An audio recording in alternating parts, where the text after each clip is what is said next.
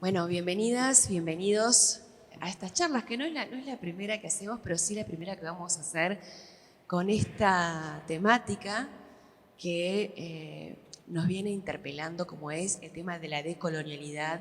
Y no es que el museo se sume a esta, digamos, corriente de pensamiento como una moda. Pero bueno, es imposible estar indiferente en un momento donde a nivel mundial se restituyen colecciones que estaban en el British Museum o el Louvre, colecciones de Latinoamérica, de África, y entonces en esa actitud de restituir se están, es como, bueno, pensemos, es digamos lo opuesto a un periodo de expoliación que se dio durante 2 o 3 siglos al menos. También eso nos, como museo que está ubicado en un edificio colonial como es el Cabildo de Montevideo, también, bueno, nos atraviesa el origen del edificio y repensar esa colonia, que es ese periodo colonial, que seguramente a todos nos lo contaron con determinado relato, con determinadas narrativas, mientras asistíamos a la escuela, al liceo o incluso a la facultad.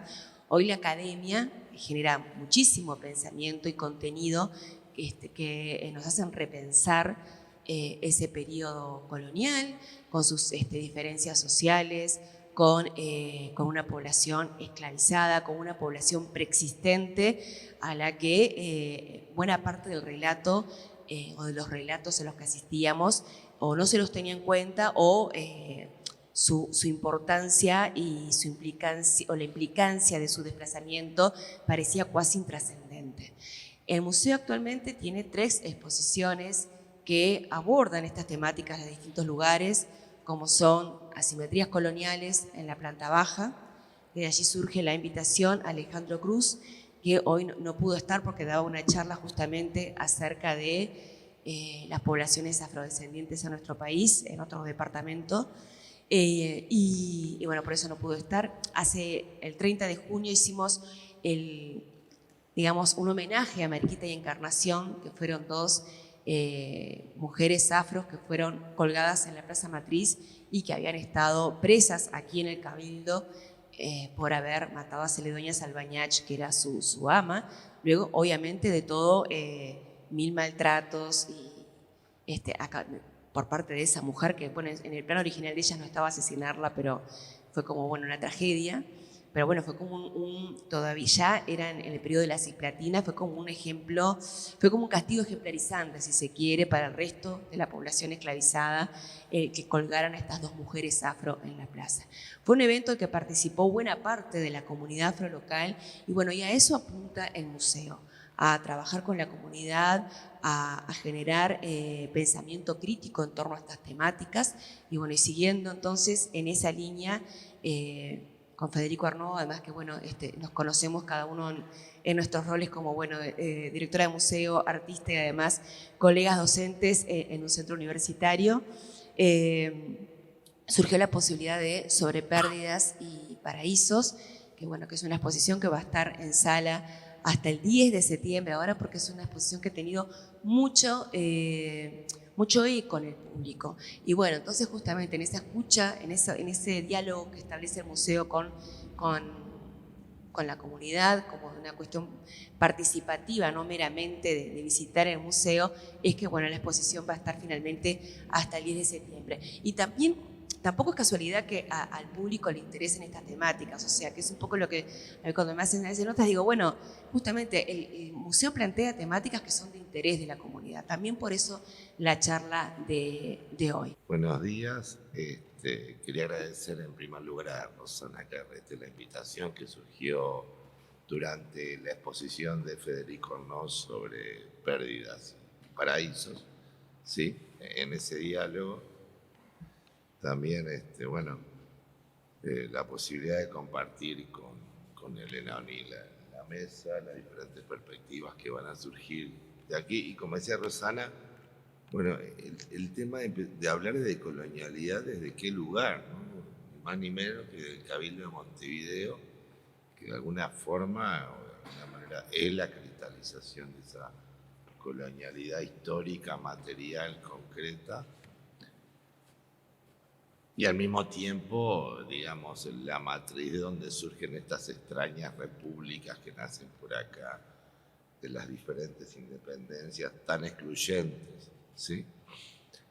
Que de alguna manera empiezan a mostrar un remedio de modernidad, o como la modernidad se iba a constituir en esta situación colonial y colonialista. Ahí creo que hay varias cuestiones para pensar el colonialismo. Uno tiene que ver con las formas de colonialismo que hubo acá en las Américas a partir de la llegada de Colón, ¿sí? Esas formas que tienen, bueno, en fin, diferentes matrices culturales, diferentes situaciones que se van generando en este espacio de las Américas, se considera una situación colonialista particular, ¿sí? Situación colonial particular que, por ejemplo, los postcolonialistas, ¿sí? Es decir, toda esa corriente que tiene que ver con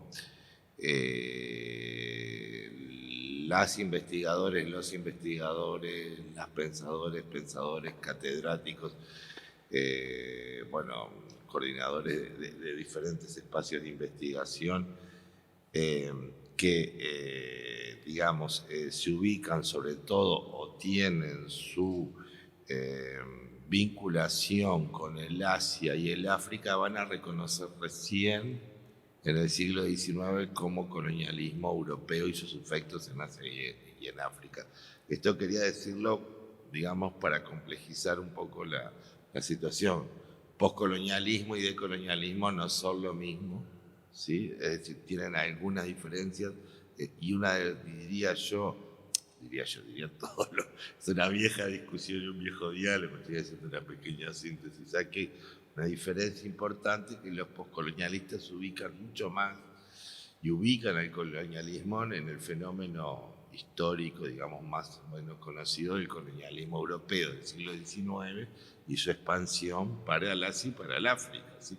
Y les cuesta mucho aceptar todas las formas colonialistas como si esto fue colonialismo, si no fue. Hay todo un conjunto de discusiones muy interesantes que continúan hasta el día de hoy, digamos, y que tiene que ver entonces con las experiencias colonialistas del Asia, del África, de América, cómo se articulan entre sí, cómo se desconocen inclusive entre sí o se reconocen, ¿sí? Y eso yo creo que es un parteaguas importante, una diferenciación importante, comprender esa diferencia entre la decolonialidad, los decolonialistas y postcolonialistas, que son en realidad diferencias que se van desdibujando o se van transformando a medida que pasa el tiempo. Si, digamos, toda la mirada decolonial estaría mucho más vinculado con el proceso específico de la conquista y colonización americana, claramente, y todas esas experiencias que surgen desde 1492 a la fecha, digamos, y la mirada postcolonial estaría mucho más vinculada a las experiencias colonialistas vividas en el Asia y en el África, y a toda la intelectualidad que va a generarse desde ahí, desde el siglo XIX y todo el siglo XX, digamos. Son miradas que después sí se van a cruzar. Por ejemplo, no sé, pienso en Frantz Fanon, ¿sí? un pensador que sería como una suerte de fundador, que era eso, ¿no? de esta poscolonialidad. Bueno, fue muy leído en un momento en América Latina, ahora es leído de una manera totalmente diferente, es decir, las mismas referencias pueden ser apropiadas de manera diferente, y esto digamos, lo traigo como un ejemplo de esos diálogos entre el pensamiento postcolonial y decolonial más clásico, ¿sí? Como para ver que esas diferencias también son por suerte bastante frágiles. Yo creo que hay una cuestión sí en común que tiene que ver con la experiencia colonialista. Sí, que es una reflexión, digamos, que está presente tanto en descoloniales, postcoloniales u otros, porque se empiezan a generar espacios de conocimiento diferente con diferentes nominaciones. En esa experiencia colonialista que obviamente tiene raíces en la colonialidad histórica, pero también tiene, digamos, un presente mucho más concreto, derivado de las relaciones de poder realmente existentes hoy en el mundo, que son que definen las relaciones colonialistas, y son relaciones violentas, sí, mantenidas que se mantienen a través de la violencia directa, física, cruel, o de la violencia simbólica, que es todas las, digamos, las diferentes formas de violencia que estamos sometidos como parte de este proceso y de esta constitución colonialista en la cual nos encontramos. Por eso creo que es bien acertado el título de la exposición de abajo, que se llama Asimetrías, porque justamente el término asimetría yo diría que es el término que marca toda la situación, claramente. ¿Sí? Si no estamos, porque si uno dice, bueno, estamos hablando de relaciones de poder, puede ser algo muy abstracto. Estamos hablando de relaciones radicalmente asimétricas de poder, ¿sí? Entre clases, de género, étnico-raciales, es decir, de varias dimensiones, que obviamente también están interconectadas entre sí. ¿Sí? Por ejemplo, para hablar un poco de feminismo, el afrofeminismo evidentemente tiene una postura epistemológica, ontológica, diría yo, pero también muy práctica, muy diferente a los feminismos blancos. ¿Sí? Digo, para empezar los entrecruzamientos. ¿Sí? Entonces, digamos, pensar o tratar de producir, ¿cómo se puede producir una mirada decolonial o cuáles son las miradas decoloniales que se están generando en la contemporaneidad? Y yo diría que aspectos interpelan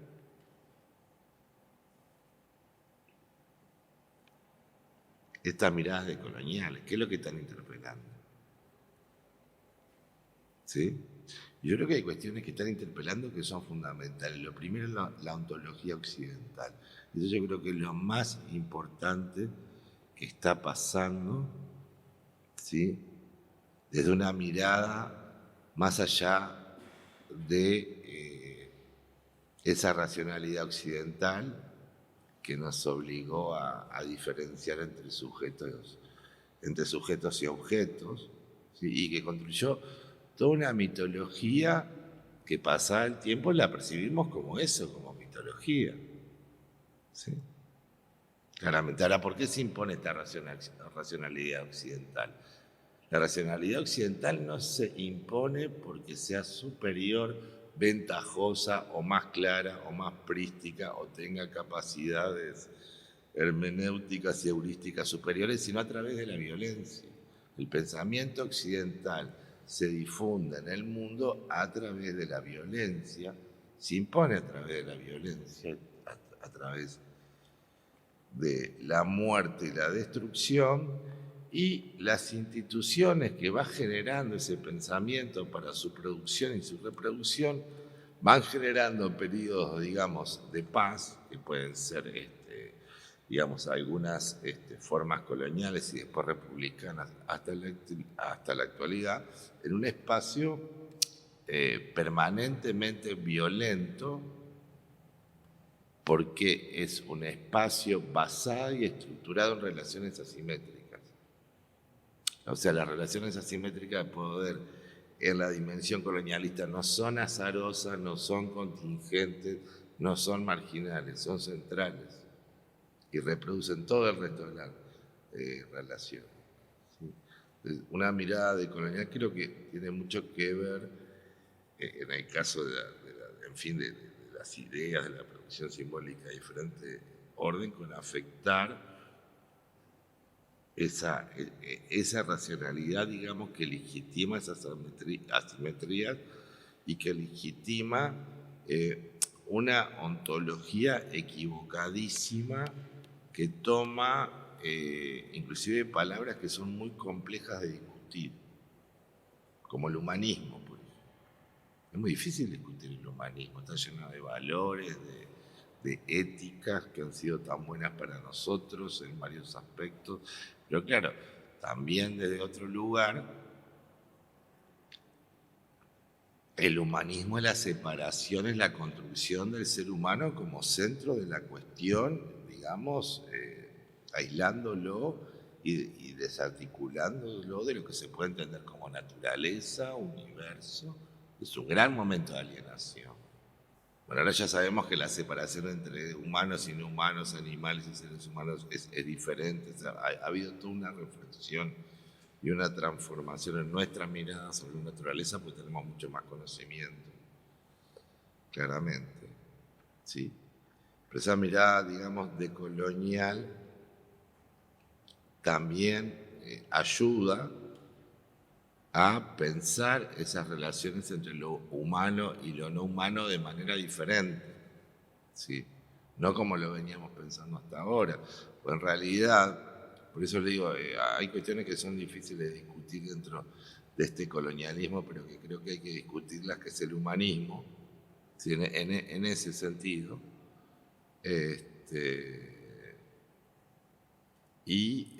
Digamos, pensar cómo se pueden construir ontologías más allá del pensamiento occidental. Yo creo que hay una cantidad de cuestiones ahí interesantes para ahondar. Como ustedes saben, el occidente es el gran inventor de la perspectiva, ¿sí?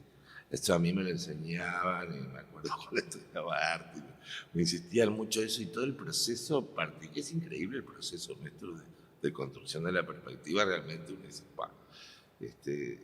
es un proceso interesante y de alguna forma exclusivo, ¿sí?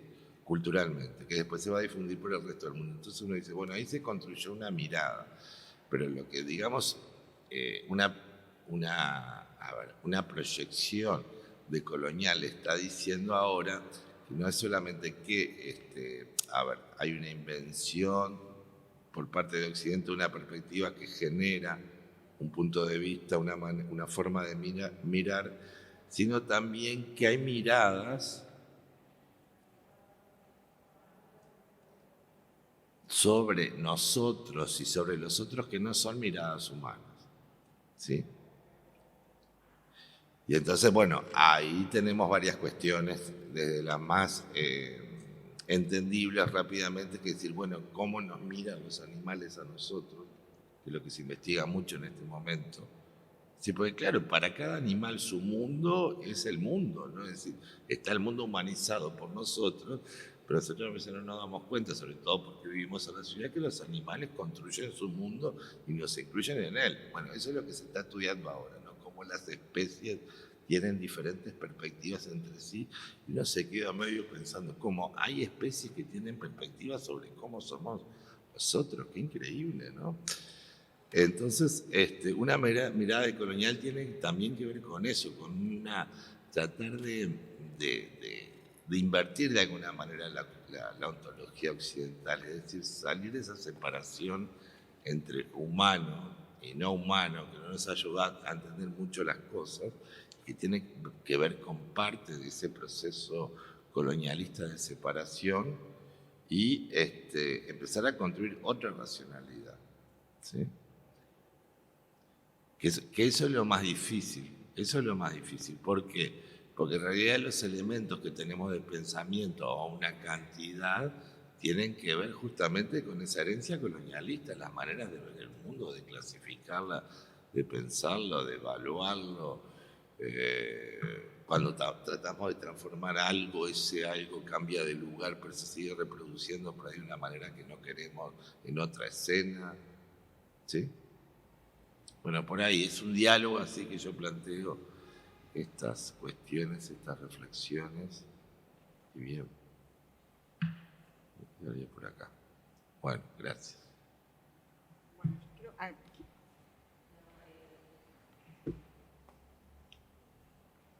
Hola, hola.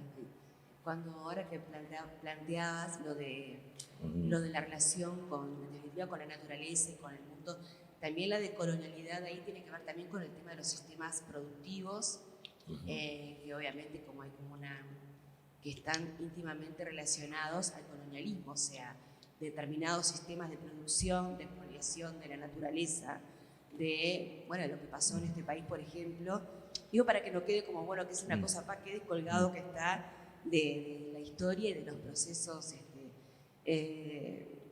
coloniales, postcoloniales y decoloniales, que es como nos sigue atravesando en el día de hoy. O sea, así como decimos, bueno, los charrúas, que los fueron, bueno, en 1831 en un estado naciente, que eran, bueno, ya no se adaptan a estas circunstancias, a estas relaciones de poder, a estos sistemas productivos, y entonces, bueno, se exterminan como cultura. Entonces es también cómo está vinculado a lo que vos decías, ¿no? El tema de la naturaleza también a los sistemas productivos, a los modelos de desarrollo que nos sigue pasando al día de hoy, ¿no? Como una cuestión va desplazando a la otra y tendemos siempre como la racionalidad occidental tiende a la homogeneidad, sí, tanto del paisaje como del ser humano, de las costumbres, o sea, como que no es algo que solo se remite, bueno, a pensar en los periodos del colonialismo puro y duro, sino que, bueno,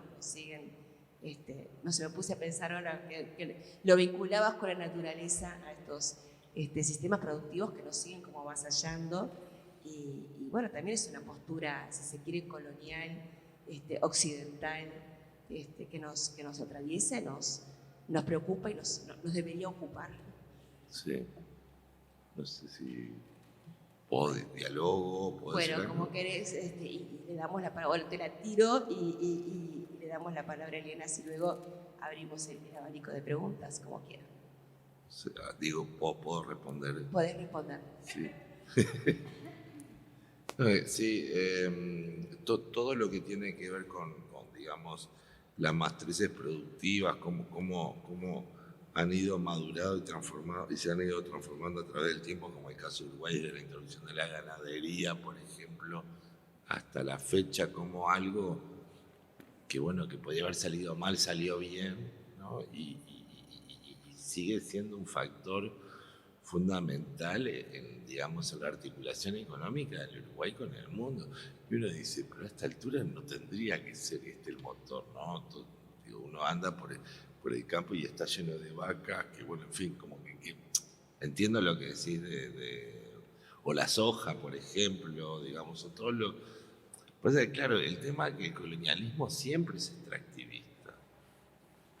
Pueden ser seres humanos, el esclavismo, pueden ser recursos naturales, puede ser...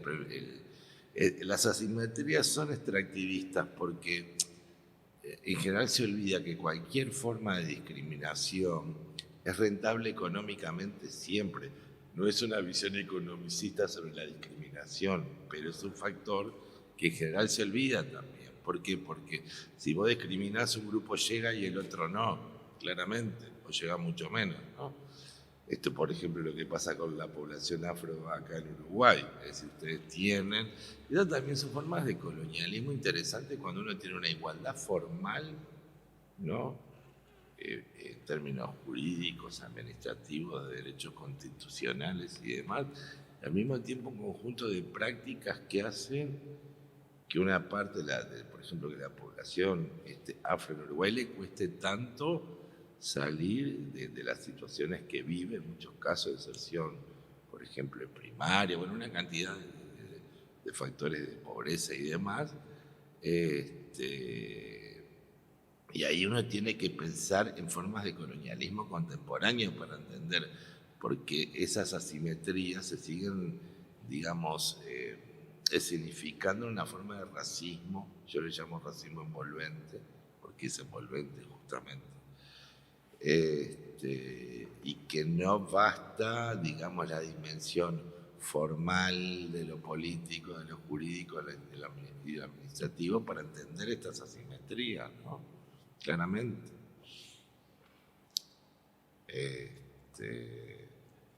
Y bueno, hay una cantidad de dimensiones que tienen que ver con las diferentes formas de colonialismo y de opresión en la contemporaneidad.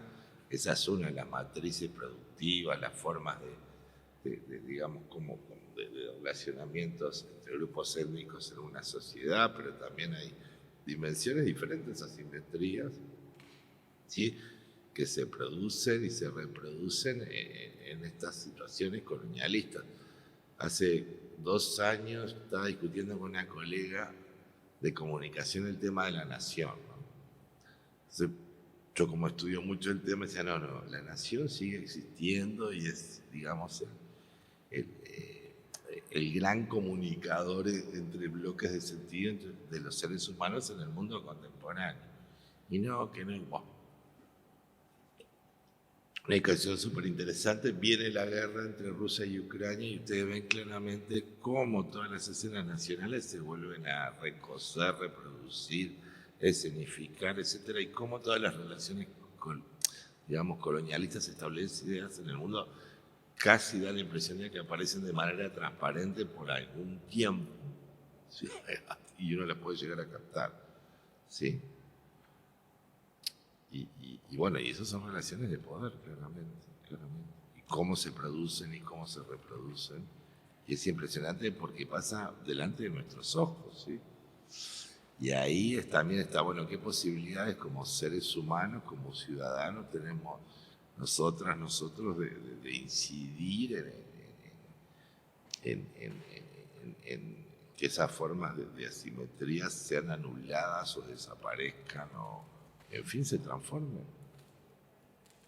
Que yo creo que también es un punto importante para pensar la decolonialidad, pero ya como sujetos políticos, nosotros como tantos sujetos políticos, lo cual es el campo de posibilidades que tenemos en este espacio hipervirtualizado, vigilado de verdad, no intervenido. Siempre me pregunto, por ejemplo, sobre qué idea de democracia estamos trabajando a partir de que el espacio público está realmente intervenido y espiado. Y el espacio público sí, llenó de cámaras por todos lados, intervenido, en fin, saturado en esa intervención, y un espacio privado también espiado. Entonces, digamos, toda esa idea de espacio público como garantía de todos, el espacio de la polis y el espacio privado como el espacio de mi intimidad, de mi seguridad, cualquiera de los dos son deconstituidos por estos procesos tecnocomunicacionales que son también procesos políticos, claramente. Entonces yo creo que también ahí hay otra cuestión de la mirada decolonial para pensar y para reflexionar, es decir, ¿qué quiere decir o qué va a querer decir ser ciudadano, ser ciudadanas en el siglo XXI en este espacio de colonialismo extremo, en el cual el espacio público y el espacio privado son espacios vigilados y controlados? ¿Qué quiere decir libertad en esta situación? Son temas que también son bastante álgidos porque nos interpelan mucho, sí, tienen mucho que ver con nuestro cotidiano, sí, claramente. Y creo que esas formas de tecnocolonialismo que estamos viviendo ahora, sí, son las, por lo menos por ahora, las más difíciles de captar y de reflexionar sobre ellas, porque son muy contemporáneas, muy actuales y muy cambiantes.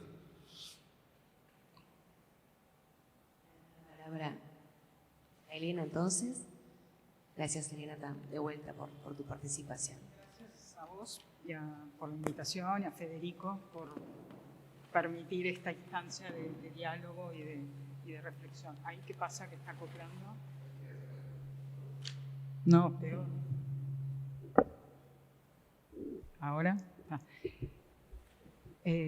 Quiero, como para empezar, retomar una idea de Aníbal Quijano, del pensar en conversación, y también de la idea que también es de Quijano, de que la conquista de América se hizo en base a la expropiación y a la esclavitud. Entonces, eso como un poco subtexto. Y también, para establecer el diálogo con lo que tú acabas de hablar, la noción de perspectivismo de Eduardo Viveiros de Castro, y pensarlo no solo desde pensarlo no humano, también como las paredes que nos rodean, el cabildo, ¿no? Y arrancar por el cabildo como marco de las exposiciones de asimetrías coloniales, paraísos perdidos, sobre pérdidas y paraísos. Y en particular me gustaría empezar como en esta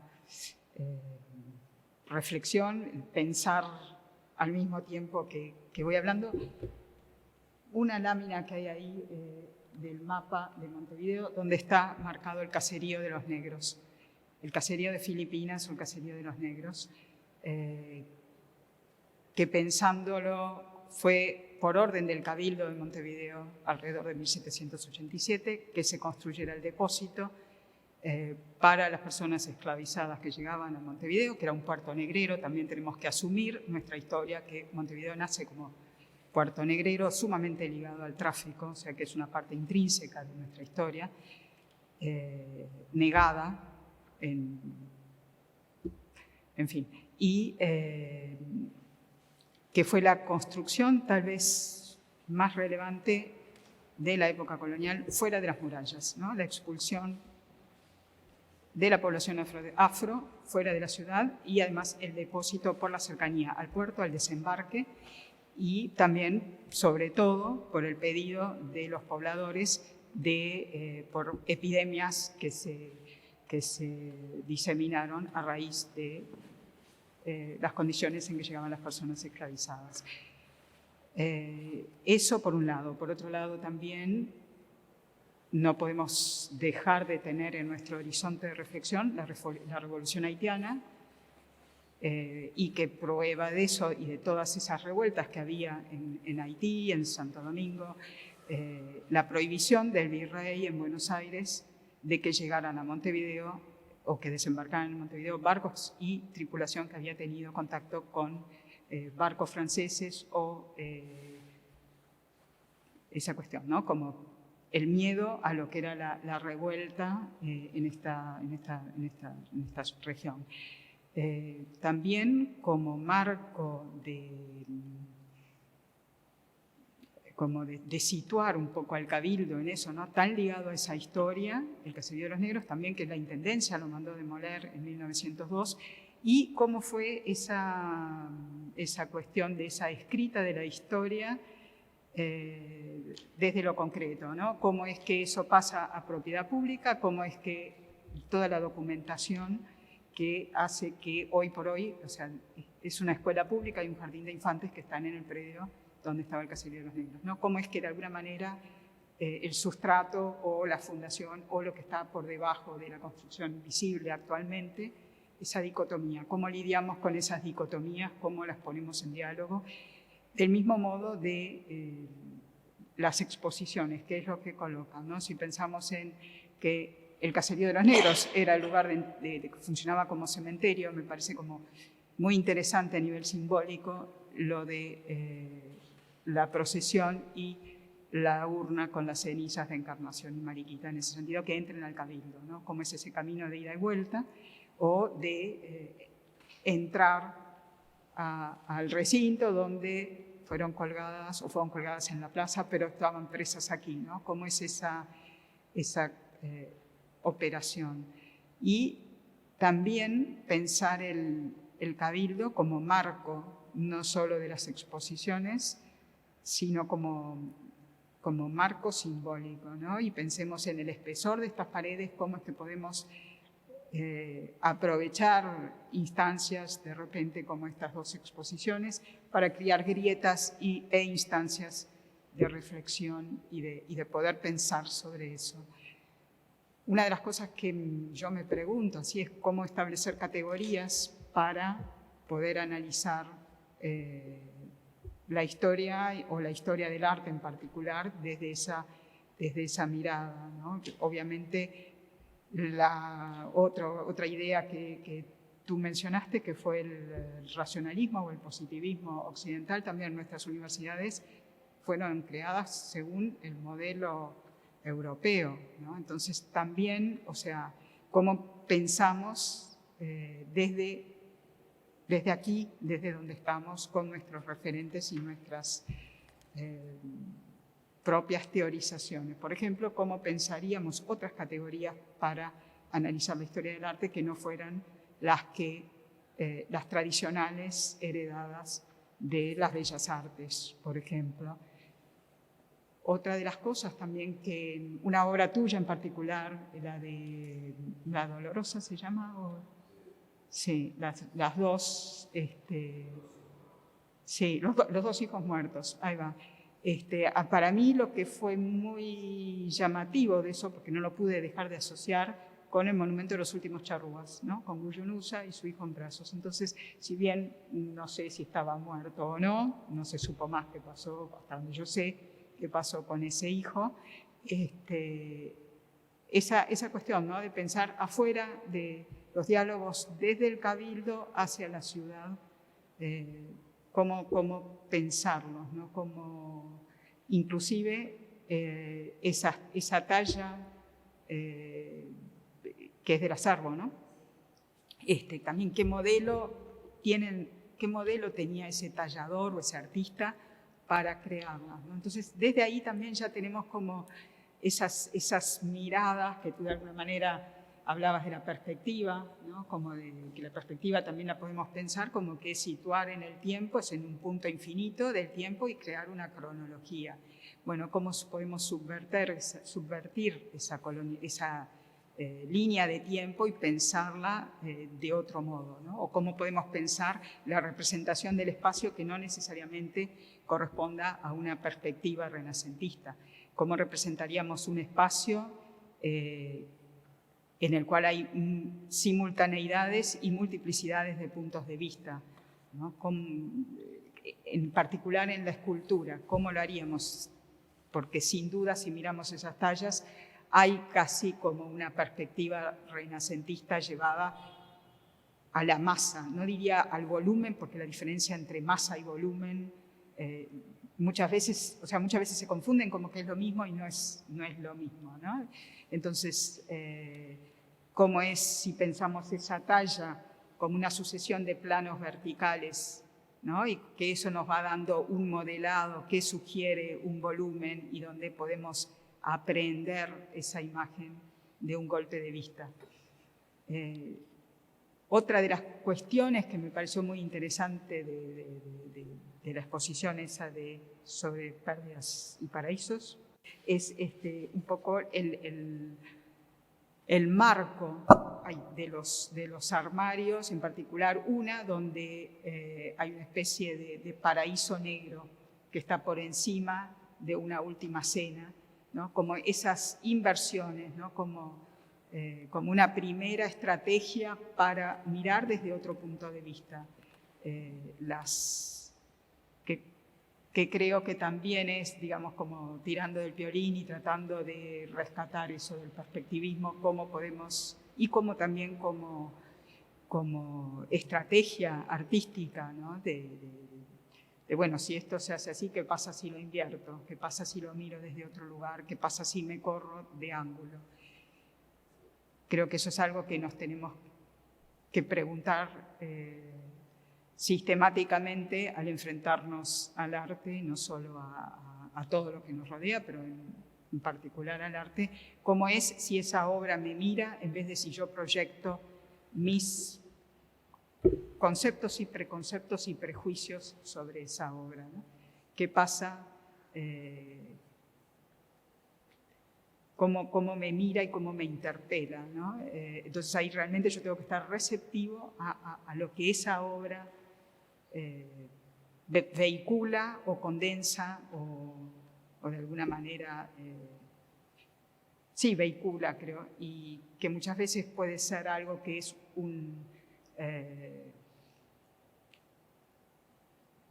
clima, un cierto clima intelectual de algo que se está pensando, a veces algo que está más adelantado en el tiempo, es algo que va a ser sentido más adelante, o a veces es simplemente algo que ya está como ultrapasado y superado, ¿no? Entonces, creo que es una manera también de interrogarnos y de que ese perspectivismo no sea solo con lo humano y lo no humano, sino llevarlo específicamente, en este caso, al cabildo como marco, a las obras de arte, ¿no?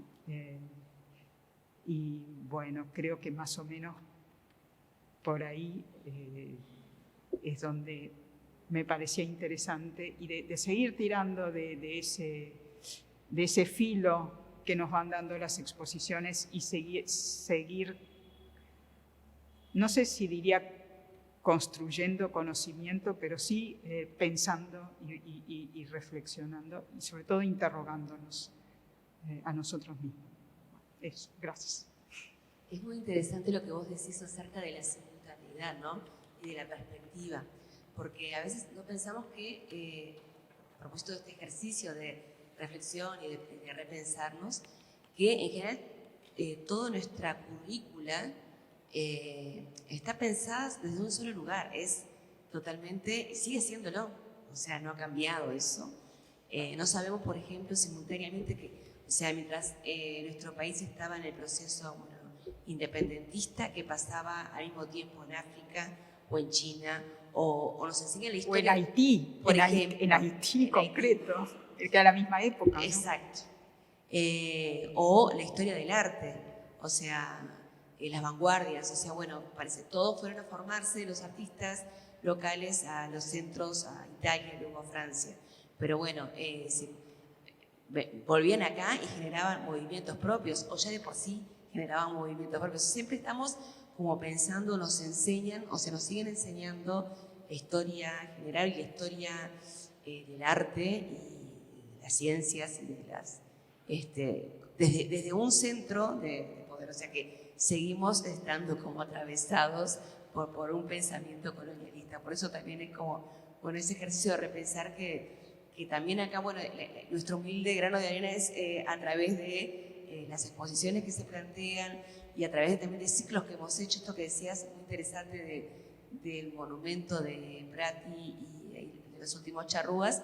Hicimos un ciclo cuando el museo estuvo cerrado, Ninguna imagen es inocente, donde el conservador de obra plana del museo, que es Marco Tortarolo, puntualmente estudió esa pieza que es la réplica del volante de Curiel, donde anunciaba a los 5 charrúas como una especie de salvajes en un circo. Y eso es el homenaje que tenemos en nuestra ciudad a estos últimos charrúas. Entonces es también estudiar el estudio de la imagen para repensarnos, bueno, desde qué lugar, desde qué perspectiva nos paramos. Y ahí hay dos cosas que me parece interesante. Por un lado, bueno, ¿será que hasta recientemente o hasta, sí, no sé exactamente, ¿no? Pero estábamos condenados a hacer una mala fotocopia de donde se producía arte, ¿no? Porque estábamos siempre como en delay. Eso, por un lado. Y a raíz de lo que decís vos, ¿cómo es que circulan las imágenes? ¿Cómo es que imágenes de folletos después es la imagen que de alguna manera retoma Prati? O en el caso del monumento a Ancina se da lo mismo, ¿no? La foto de la embajada de Santos, ¿no? Y la foto del supuesto Ancina, y que se toma como, más allá del discurso de 1930, por el centenario de la Constitución, de también dar un cierto lineamiento al ejército, ¿no? La subalternidad, ¿no? De Ancina sentado, con atrás está el bajorrelieve de Artigas, de brazos cruzados, del cuadro de Blanes en la Ciudadela, ¿no? O sea, cómo es que circulan y cómo esas imágenes van educando o deseducando o coagulando, y que no las cuestionamos más, porque nadie cuestiona si 2 más 2 o 4. Bueno, habría que ver si hay otro sistema en alguna otra cultura que contara de otra manera, y que de repente 2, por ahí son 5, 2 pescados divididos de distinta manera, pero todos del mismo, serían 5, no sé. Muchas gracias, Elena. Y bueno, abro el micrófono para que quiera preguntar. Una reflexión antes que me olvide, que bueno, yo he escrito sobre esto y siempre lo digo, lo voy a repetir acá. No es novedosa, por lo tanto, la reflexión. Para mí, que hay algo, y me vino un recuerdo a partir de lo que tú decías sobre una historia del arte. Hay algo muy confuso y que genera mucha confusión y que tiene que ver con una visión colonialista, porque claro, el pensamiento occidental siempre quiere ser universalista. Esa es la gran característica y es un problema, es un pensamiento violento que quiere ser universalista, pero termina, digamos, generando unos particularismos y unas formas de exclusión porque reproduce estas asimetrías, inclusive en las maneras de clasificar el mundo. Entonces, ¿qué pasa? Hay ciertos conceptos que surgen en el espacio del pensamiento occidental y de la práctica artística y en fin, de las configuraciones simbólicas que se van dando en determinados momentos de mercado y demás en Occidente, que tienen que ver con el arte y el concepto de arte y cómo eso va cristalizando. Pero también después cuando uno, por ejemplo, encuentra que esa idea de arte pasa a ser una idea universal del arte. Entonces uno dice, historia del arte. Pues el antiguo Egipto no tenían un concepto de arte como Occidente. ¿Cómo los puedo incluir? Es decir, es una forma de colonialismo a través del tiempo, o el arte rupestre.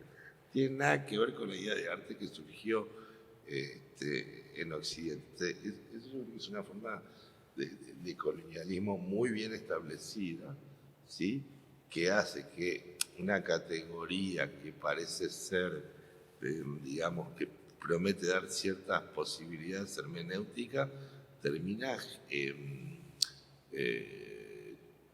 generando una situación en la cual se olvidan otras experiencias simbólicas o se las quieren homologar con una situación específica que ocurrió en Occidente en determinado momento, que es histórica, política, económica, simbólica, artística, ¿sí? Pero que no necesariamente esas categorías me sirven para entender la producción simbólica de otra cultura. Claramente, entonces ahí también hay una dimensión colonialista en el sentido de entender el tiempo y la producción simbólica del otro, porque claro, te dicen arte rupestre, bueno, pero no tiene nada que ver, o el arte de tal cultura, y vos le hablás.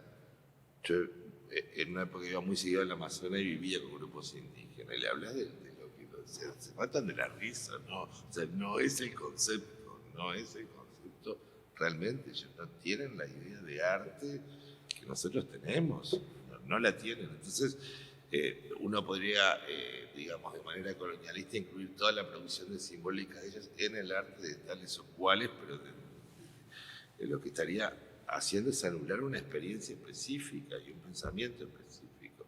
Yo creo que también eso sirve como para pensar, como el humanismo, esa intencionalidad universalista del pensamiento occidental, que es una intencionalidad colonialista. No es producto de la bondad. Hay un problema que nos han manipulado, hay una manipulación inclusive afectiva, porque el pensamiento occidental daría la impresión de que está vinculado con todo lo emancipatorio ocurrido en la historia de la humanidad, y evidentemente que hay algunos aspectos que sí, y claramente sí, pero siempre son emancipaciones que producen otros tipos de asimetrías. Entonces son, por ejemplo, si ustedes piensan toda la modernidad occidental, es inimaginable si la forma de colonialismo más cruel que se esté dando en el momento de constitución de esa modernidad, ¿no? Para el caso de Europa y sobre todo Europa occidental, o para la constitución interna de Estados Unidos en ese espacio enorme, ¿no? Esa autoconquista, digamos, territorial.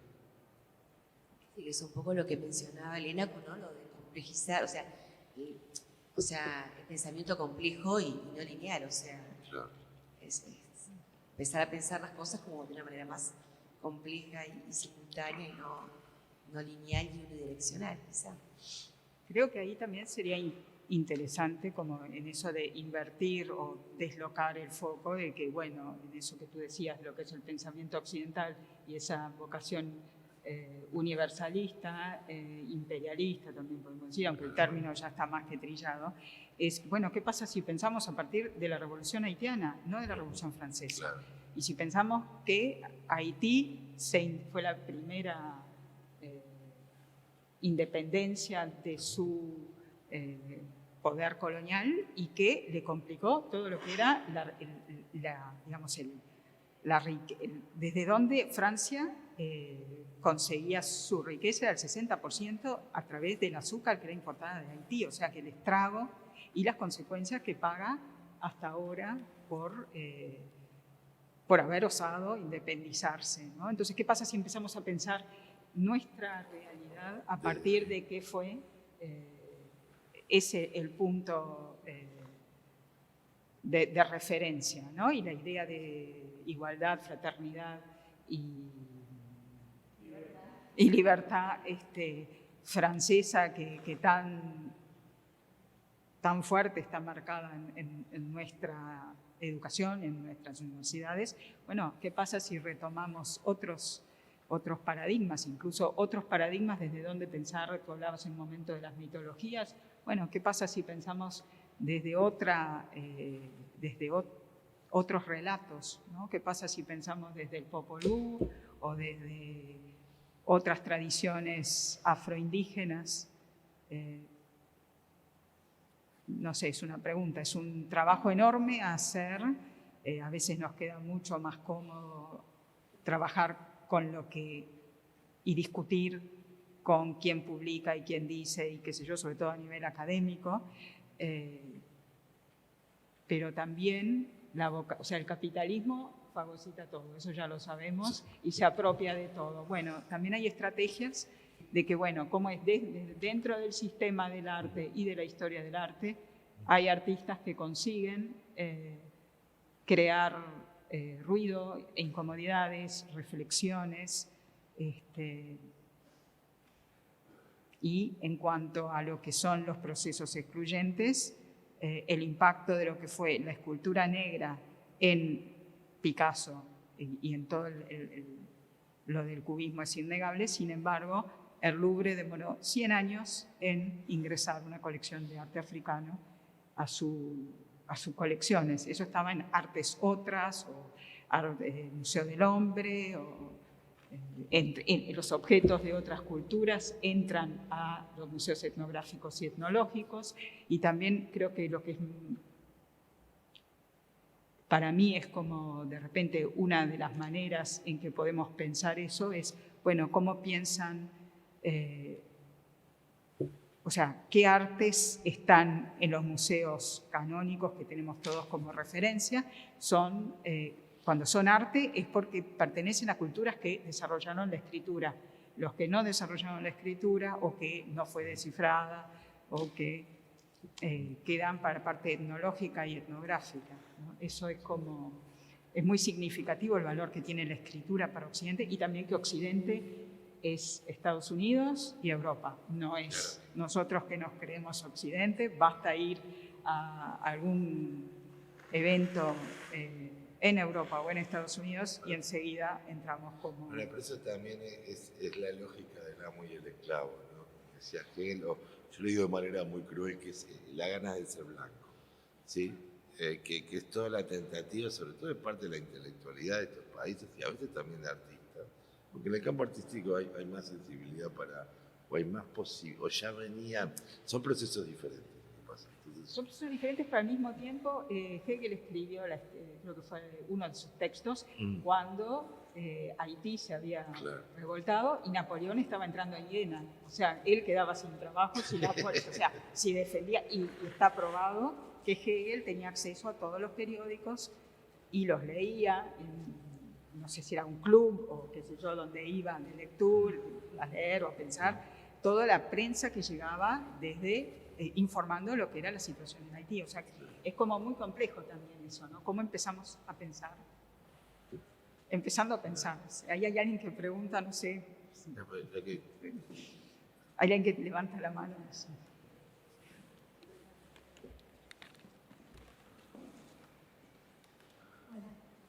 Son varias cosas que voy a tratar de darles una unión, tomando este último punto que tú referís ahora, Elena, del movimiento de sacar ciertas obras, y lo digo por gusto así, justamente para evitar algo, de lo que eran los museos etnográficos, museos del hombre, y pasarlos a museos de arte canónicos.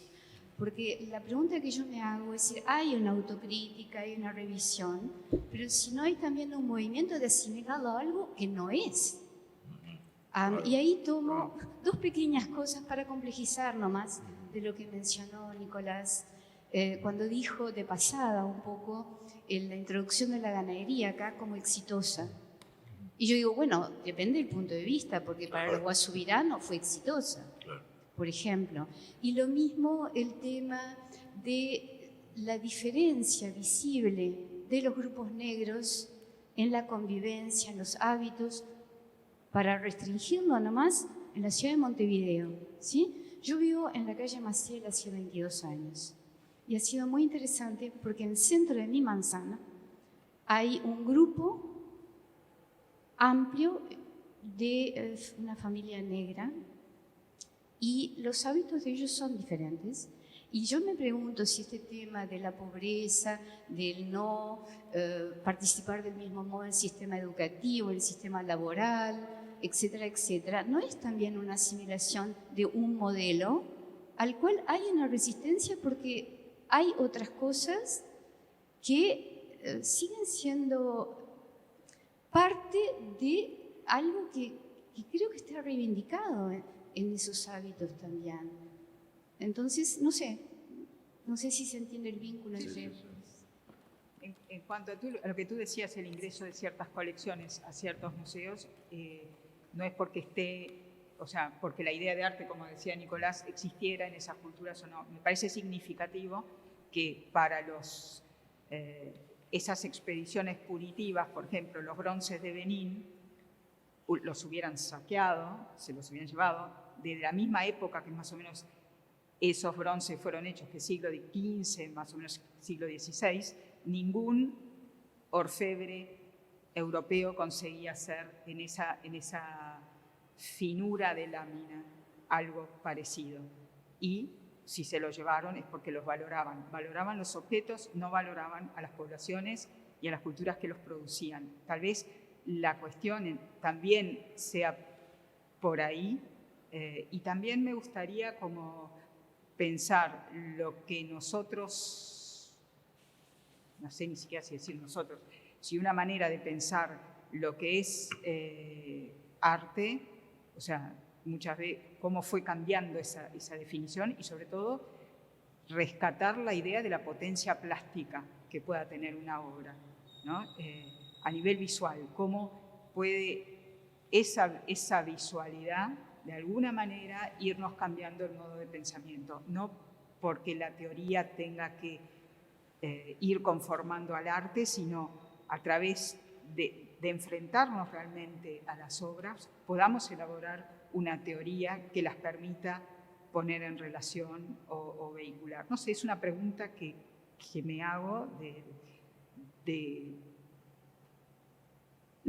en realidad, cómo es ese pasaje también de producción material de una cultura al estatus de arte, ¿no? Hay alguien que lo considera y ese estatuto muchas veces se consigue cuando entra a un museo de arte.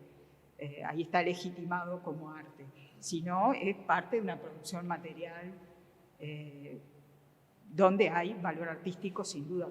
Podemos reconocer un valor artístico si pensamos que las esculturas africanas, que muchas veces se dice artista anónimo o algo por el estilo, ¿no? En realidad nosotros no sabemos quiénes lo hicieron. En su comunidad estaba clarísimo, eran familias de escultores, tenían que hacer todo un ritual antes de hacer su obra. Es como distinto, por eso mencioné lo de la escritura y la oralidad, ¿no? Como culturas que se diferencian en eso, o culturas que son monoteístas o panteístas. También es eso, también el hecho de que para nosotros es inconcebible, o sea, para Occidente y para los que somos herederos o que de alguna manera estamos atravesados por ese pensamiento occidental, el hecho de que se muriera Miguel Ángel y se destruyen las esculturas de Miguel Ángel. Sin embargo, hay ciertos objetos rituales africanos que una vez que se muere quien los hizo, ya pierden el valor.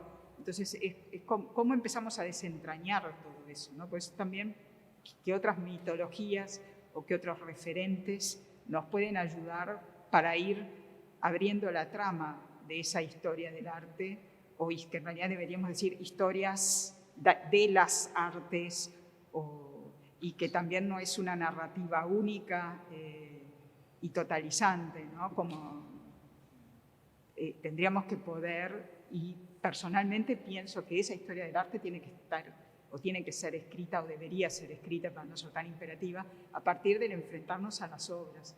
Bueno, me enfrento a, ¿cómo es? Los hijos muertos, 2 hijos muertos, y ahí pienso y ahí hago las conexiones en vez de tratar de hacer una genealogía desde la primera Madonna hasta llegar acá. No, desde esta de acá, desde la que estoy viendo hoy, cómo puedo establecer conexiones y tal vez traer a la luz objetos de otras culturas que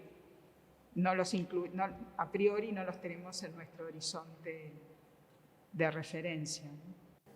Hay un proceso que hace décadas que se está dando, es, digamos, la construcción de artistas en diferentes grupos étnicos, que es súper interesante, ¿no? Porque es un proceso, pero también es un proceso muy complejo porque, claro, es la construcción, es darle digamos, introducirlos a un tipo de racionalidad que no era la específica que se estaba gestando cuando estaban produciendo sus máscaras, en fin, sus telares, sus vestidos, lo que fuera, ¿no?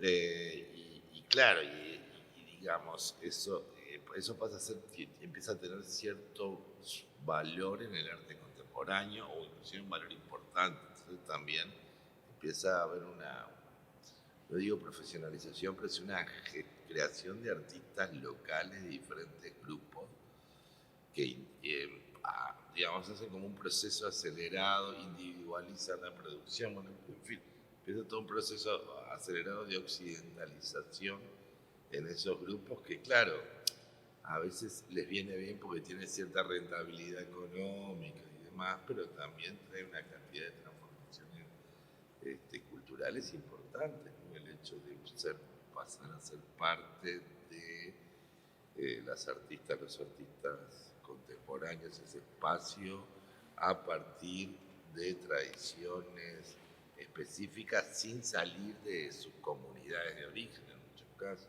Otras veces sí, en muchos casos sí también, ¿no? Y eso me parece que también es un fenómeno de colonialismo interesante porque recrea el mundo del arte, recrea el mercado del arte, y lo que no tenemos muy evaluado es el impacto sobre esas culturas, ¿no? ¿Qué es lo que pasa con esos procesos de profesionalización, por así decirlo, o de creación de artistas en culturas que en principio no tenían, digamos, esa figura y demás?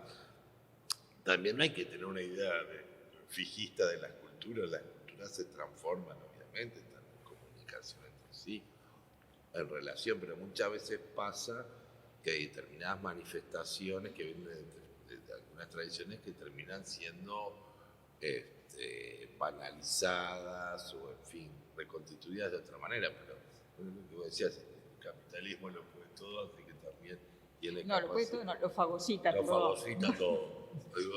Tiene capacidad de captura sobre este tipo de fenómenos también. También, digamos, son fenómenos complejos. A veces todo lo contrario, sirven para recrear esas culturas que a veces están en proceso de extinción o muy problematizadas porque están siendo acosadas o destruidas de diferentes maneras. Digamos, son procesos heterogéneos. Pero en general el hecho de ingresar a la lógica, digamos, del espacio artístico propio de la cultura occidental o de matriz occidental cambia su perspectiva perspectiva sobre su producción simbólica. Clarísimo. Entonces, Capaz que ahí habría que pensar cuáles son los espacios en que funcionan esos objetos y cuál es el espacio en el que circulan, ¿no? El sistema del arte y el arte como mercancía. claro. Es un aspecto que podemos incluir ahí las bienales, Sí, las todo. grandes ferias, todo eso, y después, bueno, lo que es... una cosa es lo que todos hacemos para pagar cuentas y otra es lo que hacemos como trabajo mismo, donde estamos comprometidos, ¿no? Eso creo que hay en todas las áreas y todas las... A propósito de eso, justamente García Canchini creo que decía que las comunidades, cuando veían a veces expuestas en museos o en centros de arte su producción, no la sentían totalmente como ajenas.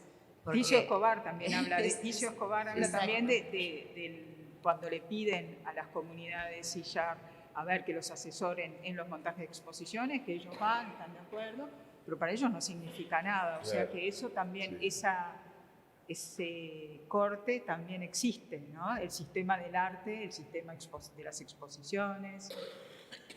Sí.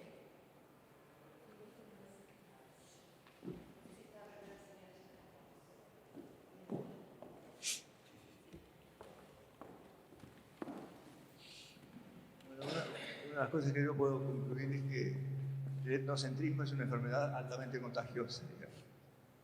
Y de ahí la relevancia de la cita del perspectivismo antropológico, perspectivismo amazónico, como lo llama Viveros de Castro. Lo dice, todos los seres de la floresta, todos se ven a sí mismos como humanos y a los otros como objeto de la caza, ¿no? Una pantera, una onza, como se dice en portugués, nos ve a nosotros como el objeto de a quien va a cazar, ¿no? Ahora, una cosa que me acordé también es sobre un historiador amigo me dijo una vez, hay que tener en cuenta que en China, en el siglo III, ya había anticuarios. Eso nos da una perspectiva de cómo uno es limitado en esas cosas. Y también la película de Herzog, La caverna de los sueños olvidados, ¿no? Muy buena, muy buena. Ahí se ve, hay unos dibujos rupestres que yo creo que no hay duda que el arte moderno empezó Claramente. en esa época, ¿no? Miles de años atrás, porque hay dibujos ahí en esa película que Picasso le hubiera encantado haberlos pintado él, ¿no? Y bueno, entonces la idea un poco de cómo relativizar, digamos, las historias particulares, pero al mismo tiempo yo estoy pensando un poco sobre nosotros. Aquí hay unas 30 personas, somos todos homogéneamente blancos, y que el racismo no deja entrar a otras etnias, no, es que la sociedad como un todo funciona, las instituciones funcionan de esa forma, es lo que se llama el racismo estructural, que a veces cualquier cosa se le llama racismo estructural, pero yo lo veo como las instituciones que funcionan de alguna forma discriminando, a pesar de que no hay nadie, ninguna persona de la que hace parte de esa institución que sea racista, ella como persona, ¿no? Es algo que funciona a nivel estructural y, bueno, es difícil, como digo, el etnocentrismo es muy contagioso.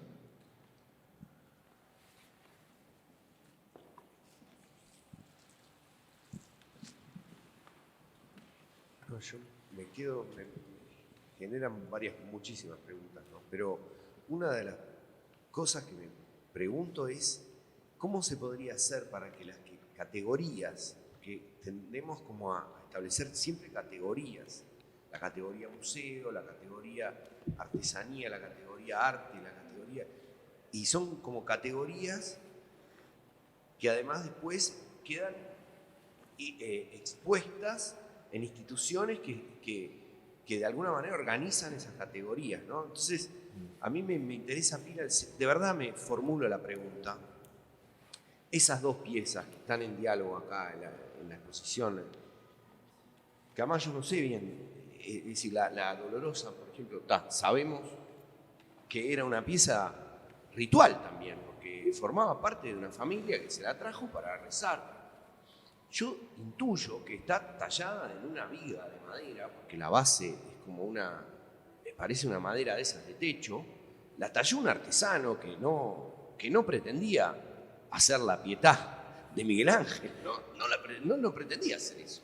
O sí, o tenía alguna referencia de eso, o de algunos pintores flamencos, pero en definitiva eso tenía un uso. Y después la otra pieza, que es seguramente guaraní, probablemente guaraníes que fueron catequizados, es prácticamente seguro que no pretendieron hacer una Virgen María con un niño, hicieron una madre con un niño. ¿Cuál es la función ritual de esa pieza? No lo sé, pero lo que quiero decir es que puestas acá ya están decontextualizadas, ¿no? De alguna manera hay otra narrativa que se abre ahí. Entonces, ¿cómo podríamos hacer para generar siempre la pregunta sobre las categorías? Que el espacio del museo sea, que me parece que está muy bueno lo que están haciendo, lo que estás planteando, Rosana, que abre la pregunta sobre las categorías. Es decir, nos estamos formulando preguntas sobre esas categorías. Y eso está muy bueno. Y esas categorías son, cuando lo pones desde el punto de vista iconográfico, es decir, por ejemplo, en la muestra de asimetrías coloniales, que están todas esas armaduras desarmadas, ¿no? Son cosas que no necesariamente necesitan un texto para interpretar que de alguna manera se está desarmando esa historia, ¿no? Es una pregunta que se vuelve a formular y no tenemos las respuestas. Y quizás las respuestas no sean establecer otras categorías, sino establecer categorías permeables que de alguna manera generen una pregunta sobre la hibridez, sobre todo eso que se va conformando en una situación bastante compleja, de asimetrías, sin duda, pero que de alguna manera esas asimetrías también producen sentido y también producen iconografías y también producen pequeñas resistencias que van generando cultura y que de alguna manera van a ir transformando las culturas hegemónicas, porque se van transformando per se, porque de alguna manera hay contaminación. Me gustaría pensar en la idea de contaminaciones, ¿no? Como que de alguna manera el mundo europeo se está contaminando por sus propias colonias. No lo asume todavía porque hay una estructura de poder que de alguna manera determina esas asimetrías y eso se va a mantener hasta que de alguna manera se caiga por su propio peso. Pasarán siglos quizás para eso, ¿no? Pero, o no. Pero bueno, pero de alguna manera ya formularse la pregunta es interesante. Después está la problemática efectivamente del capitalismo en términos cómo lo fagocita todo y de alguna manera todo lo genera en la misma lógica que reproduce esa cuestión colonial, ¿no? Y eso es lo complejo de desarticular, no solamente desde el punto de vista práctico, sino desde el punto de vista del pensamiento. A mí me parece interesante en este conjunto de consignas que circulan por el mundo, cómo hay cuestiones que es difícil ocultar que es ese sentido común, ¿no? Cuando es expresado de la manera más brutal, inocente, y yo diría casi fascista, que tenía que ver con la evaluación de aceptación de refugiados ucranianos en Europa Occidental. Claramente, que obviamente está muy bien que acepten refugiados de la guerra, está muy bien, pero digamos lo que el discurso fue: tienen tal color de ojos, tal color de piel, usan la misma ropa que nosotros y son cristianos, chau, o sea, entran todos. Y ahí uno ve momentos de sinceridad brutal, ¿no? Porque esa generosidad que obviamente hay que acompañar en relación a todos los que salgan escapando de esta guerra, no es la misma para personas que vienen de otros países, de otros continentes y que no tienen esas características. Es decir, que hay características y hay justamente categorías que, evaluadas muy positivamente, pues el tema de las categorías es un problema en sí mismo, pero aparte lo que tenemos, por eso creo que el tema de las asimetrías es importante, es que hay categorías o hay grupos humanos con determinados atributos que son evaluados como algo realmente positivo y otros que realmente no. Y eso, cuando uno empieza a dudarlo, porque dice, no, no puede ser que todavía estemos en esta situación. Bueno, viene una guerra y te pone todas las fichas y te dicen, no, los refugiados, sí, si los aceptamos masivamente sin problemas, si son así, todas las características racistas, bueno, en fin, que se les ocurra, y si no, no.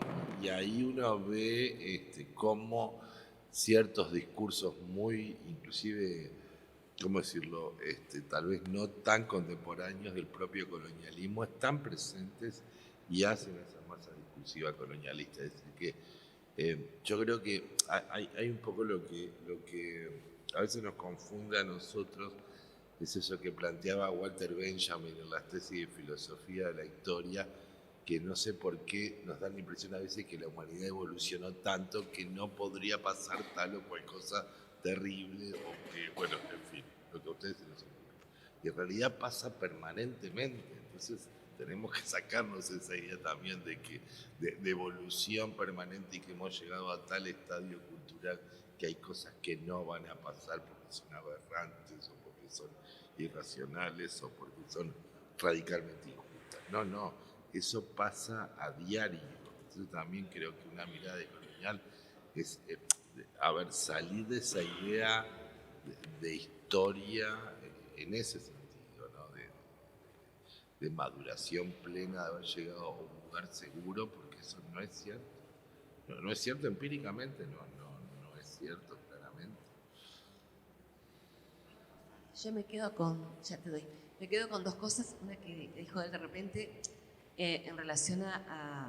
a quienes estamos en esta charla, y que bueno, ahí también hay como, a mí me gusta hablar de derribar barreras simbólicas, y que para mucha gente un museo no forma parte de sus consumos culturales, y ahí tiene mucho que ver la currícula, sin duda, escolar, y también todo lo que es, digamos, el bombardeo quizá de lo que sí hay que consumir a través de los medios de comunicación masiva. Es muy simbólico que en Días de Patrimonio acá, ese fin de semana vienen cerca de 20.000 personas, que es lo mismo que vienen de repente en 4 o 5 meses. ¿Y por qué vienen ese Día de Patrimonio? Porque ahí es, bueno, en todos los medios de comunicación se anuncia que existimos los museos y lugares patrimoniales. Y de repente es muy difícil el resto del año conseguir una nota de prensa difundiendo el quehacer museal de todos los días, donde se desarrolla un programa educativo, donde desarrollan estas exposiciones que, bueno, que ahí te respondo a vos quizá, que justamente plantean, repreguntan y promueven nuevas preguntas y no un discurso único, que es como la institución museo, que es una institución que también heredamos de periodo colonial. O sea, el museo fue una institución como la universidad que la colonia trajo a Latinoamérica. Y entonces es bueno, como en esta postura del Museo del Siglo XXI, que pregunta, que promueve la reflexión, que no te tiene una única verdad o un pensamiento homogéneo, bueno, como mucha gente no se siente identificada quizá con esa propuesta, o esto no forma parte de sus consumos, porque bueno, no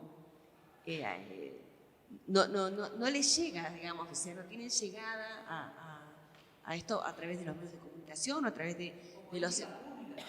Exacto. Políticas públicas, exacto. Cultura, educación, que la educación en todo el mundo, Exacto. se promueva ir a los museos, se promueva la cultura, se promueva el pensamiento. Exactamente. Nada, era un enorme shopping center anexo, ¿qué hace? Estoy pensando seriamente. Me voy a pensar, a pasarla. Hola, buenos días. No, en realidad a mí me quedaba resonando un poco como la idea de cómo a veces hablamos de que el capitalismo se lo fagocita todo, ¿no? Y también a veces yo pienso y me pregunto si no podemos pensar a veces en el mundo del arte cómo el museo también un poco se fagocita todo, ¿no? Y cómo es una institución que, ¿no?, viene de como toda esa historia imperialista y colonialista, y cómo a veces el objetivo también es como que los objetos entren al museo, ¿no? Y eso le da prestigio y le da reconocimiento al artista, y es una cosa que se piensa también a veces como positiva y que tiene sus rasgos positivos, ¿no? Claramente, ese reconocimiento al labor, pero también al mismo tiempo cómo se descontextualizan los objetos, cómo pierden el valor de uso y el valor simbólico y el valor como mucho más eso, ¿no? Con el que fueron construidos dentro de la comunidad, ese valor más mágico, más espiritual, desde otros lugares, y cómo se pierde muchas veces eso al descontextualizar los objetos. Entonces, como que me pregunto también cómo a veces desde los museos es muy difícil volver a como reflexionar y a pensar sus acervos desde otra mirada, de construirlos, ¿no? Y empezar a ponerlos un poco más en juego y al servicio de la sociedad realmente, ¿no? Como esta cosa de que, bueno, salen del espacio público y quedan como en una esfera de algo que es de todos, pero al final no vienen todos, entonces no están de todos, ¿no? Entonces como que esas cosas a mí, me resuenan mucho y me parece que era un poco lo que apuntaban también como al diálogo que establecieron esta señora, no sé el nombre, con Elena, ¿no? Y como esta cosa del expolio y de cómo a veces los museos imperialistas, como los grandes museos típicos, el British Museum, el Louvre, ¿no? Integran a sus colecciones acervos que son de otras sociedades, pero no los devuelven a las sociedades que los expoliaron. Claro, y al mismo tiempo, ¿no? O sea, es como que ahora no ponemos el espacio de arte africano, arte australiano, no sé qué, y al final es como que terminan siendo como pequeñas notas de color que agregamos como a la colección y que tratamos como de, bueno, volver a esto, ¿no? A homogeneizar un poco. A homogeneizar, incluirlas. pero también está el tema de quién se siente representado, creo que era tú, decías, Rosana, ¿no? Si vos no tenés una colección africana en un museo que por lo general es el modelo de museo que tenemos, ¿cómo vas a sentir, por qué vas a ir si no hay nada de tu cultura que, que te represente, ¿no? En ese sentido del ingreso de las ciertas colecciones, que capaz que ahí también estoy contestando a la señora que se atrás de Rosana, ¿no? Como, porque las colecciones tengan que entrar y estar en igual nivel que las otras, sino también el museo como creador de diálogo, no solo como depósito de objetos.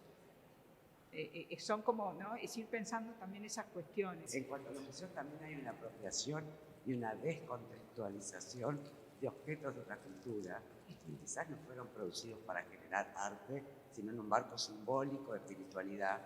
Y lo que estás robando es mucho más que la pieza. Es todo el ser de una cultura. Entonces ahí se vuelve como más delicado el problema. Eso es un punto. El otro, me gustó mucho lo que dijiste, Elena, de cómo pensar desde otro lado.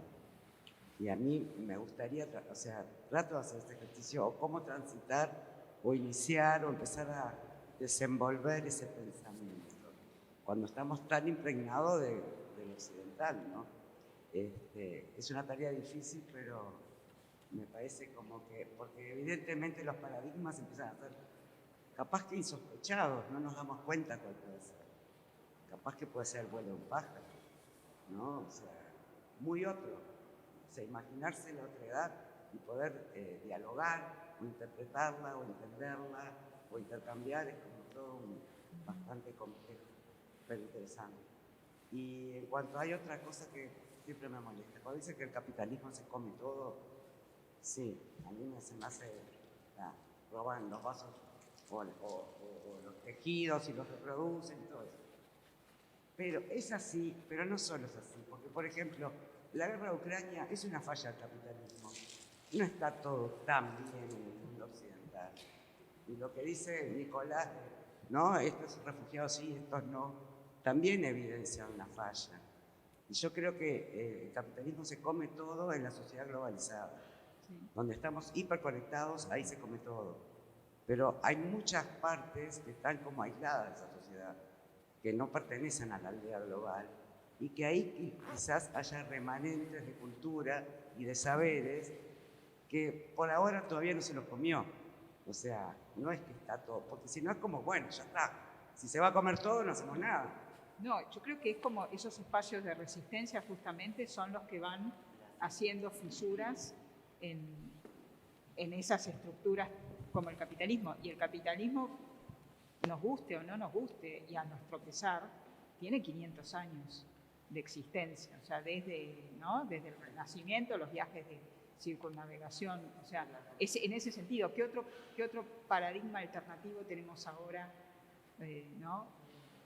Para interpelar. Son las pequeñas comunidades, son como a nivel, casi lo podríamos decir, a nivel individual, ¿no? Y es en ese sentido también que podemos ir contra un discurso, un relato universalista. Es cada uno desde su lugar, somos muchos haciendo, pero también tenemos, o sea, ser conscientes de eso. Creo que es... Sí, no lo quise decir como aceptando, como diciendo, las estrategias, y también sabemos, como creo que tú fuiste que hablaste de los museos, también los directorios de los museos. Si pensamos en MoMA, tenía un directorio en los años 70 a favor de la guerra de Vietnam, productores de armas, de venta de armas, entonces también es bárbaro. Ese museo tiene ese... Me acordé también de otro tipo de discriminación, de conocimiento centralizado en Montevideo. Yo soy del interior y a nosotros en el interior, dependiendo de la ciudad, son muy pocos museos. También existe una ideología dominante de concentrar el conocimiento ahí en la ciudad de Montevideo. Entonces, tampoco hay que irse muy lejos como para reflexionar y ver a nuestro alrededor, a nivel barrial, como decía la señora, la familia que hay ahí, también hay gente que vive en la calle. ¿Qué pasa con las ollas populares? Tampoco es necesario salir e irse muy lejos como para poder reflexionar. Bueno, creo que no sé cuánto tiempo, si hay una situación ideal, si vamos a estar siempre preguntándonos, pero me quedo con el tema de es imposible escapar a la ideología a la cual estamos viviendo y a la que les tocó vivir también a nuestros antepasados. Creo que tenemos que hacer el esfuerzo de ir contrapelo de eso, ¿no? Y si pensamos a nivel más amplio, ir contrapelo de qué, supongo que contra todo el pensamiento cartesiano y positivista, que también la perspectiva renacentista, ¿no? Como una cronología lineal y un relato homogéneo, donde incluyo todo lo que veo adelante mío, ¿no? Eso por un lado. Por otro lado, lo que decías de, sí, muchos objetos los podemos ver porque están en el museo, porque si tuviéramos que ir a cada lugar sería inviable, ¿no? Pero también no podemos, o sea, también entrar al museo con los ojos bien abiertos, sabiendo eso, porque es muy fácil que no, a mí me pasa que me quede encantada con lo que veo y nos olvidamos de todo, ¿no? Pero entonces entrar como activamente en el sentido de seamos conscientes que el marco es este, ¿no? O sea, como por eso también el marco del Cabildo también fue quien mandó, el Cabildo de Montevideo mandó construir el caserío de Filipinas a pedido de la población del Montevideo Mirayama, ¿no? Es como, en ese sentido creo que es lo que podemos hacer. No es negar o estar anti todas esas cosas, me parece que es como, por lo menos para mí, me parece que es el modo de que puedo sobrevivir a pensar esas cosas y no sentir de que, bueno, me aplasta lo que está, o que, bueno, como, y tenés toda la razón con lo que decís del centralismo de Montevideo, y bueno, esos cambios son lentos, pero hay que hacerlos. Y ahí, Elena, perdón, pero retomo lo que vos decís del papel de los directorios de los museos, ¿no? Lo que contabas del MoMA en la década de 1970 y que hace poco, durante el gobierno de Trump, que ponían obras diciendo, se sacaron de la colección un montón de obras de artistas sirios, de todo, bueno, del mundo árabe y musulmán y africano, diciendo, bueno, estos artistas tienen prohibida la entrada a Estados Unidos por la ley de inmigración de 2017, O sea, como un directorio de un museo con esa pequeña acción puede cambiar la mirada, o sea, es la misma colección, pero la haces contar otras cosas, simplemente con una cartela que contextualice y diga eso, ¿no? O sea, como también, o sea, ahí está el rol de los museos en el siglo XXI, o sea, de generar estos espacios de reflexión, de contextualizar, para que, bueno, si estás viendo eso, que representa a muchos, pero bueno, está sacado de contexto, o sea, todas esas múltiples disparadores a los que podemos apuntar. Ni que hablar el ejemplo de la selva de Wilfredo Lam, que estaba durante décadas al lado de donde íbamos, donde iba, o sea, porque yo ni vivía en esa época, a dejar, al lado del estuario, donde ibas a dejar el saco, la cartera, al lado de eso, totalmente un lugar secundario, casi como, ¿no? Y es una... Decorativo, ¿no? Como ahí, viste, que no se vea, ¿no? Y es una obra increíble por un artista afrocubano. Es como, o sea, sí, está naturalizado todo eso. Bueno, la dejamos por acá entonces. Un placer haberles recibido. Bueno, muchas gracias a Elena, a Nicolás, pido un aplauso para ellos.